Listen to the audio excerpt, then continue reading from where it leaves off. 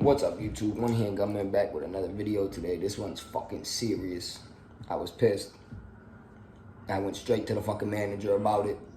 So I'm in the range, me and my buddy shooting. We shooting the 1911. We let off 100 rounds of 4.5, 50 each. Good old time. We're just having a blast. It's cool. The RSO switches. The old guy, now mind you, this old guy knows not a single thing about firearms, knows nothing. He literally ran out the range one day saying that there was a jam. Actually, it was that day, matter of fact, yesterday. Runs out the range as I'm talking to one of the workers. He's like, a gun jammed, a gun jammed. Okay, whoever's in that lane is going to figure it the fuck out. Guns jam, you know? People go through shit like that. That's normal. You better know how to clear a jam if you own guns. So this man...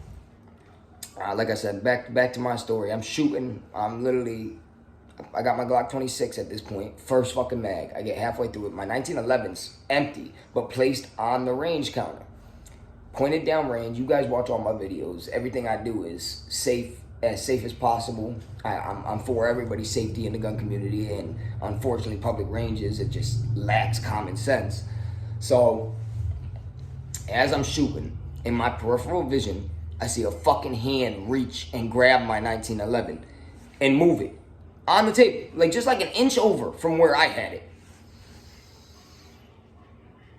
I turned, I didn't even finish shooting the 10 rounds. We have 10 round magazine in Connecticut. I didn't even get through my full 10 rounds. I placed my gun down, turned around, looked the man dead in his fucking face, called him over. I said, don't you ever fucking touch my guns again. I said, because what if a situation just happened? What if I just shot you? Don't you ever touch my guns again. Same way I put it for the manager. I told her exactly what it was. I told her exactly what happened. She agreed. She went and reviewed the footage, saw he was wrong, got on the phone, whatever. Hopefully he was terminated. That's my expectancy from this. I can't tell y'all exactly. I will be going back to assure of it, though, because if he wasn't, I'm going to have to put a complaint in, something. I mean, everybody can vouch for me on this. Do you reach for a man's gun? Anybody in the gun community, anybody that watches my videos, you know better than to reach for a man's gun, right or wrong. So that's the same way I put it for the manager. I told her, I said, listen, I said, I don't know whose hand that is reaching for my gun behind my back as I'm shooting in my lane safely. I said, what if I turn around and I pull out my pocket carry, which this is why I keep a fully loaded pocket carry in my pocket for situations like this, because you never know who's going to go crazy at the range, and you don't want all your mags to be empty. You got to have a spare gun on you that's fully loaded, one in the head, whatever. So I told her, I said, what if I turn around and I shoot that man?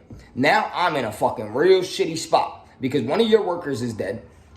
On top of that, I'm going to jail. I'm being detained. I'm this, I'm that. I live in a shitty fucking state where self-defense is hard to plead at this point anyways.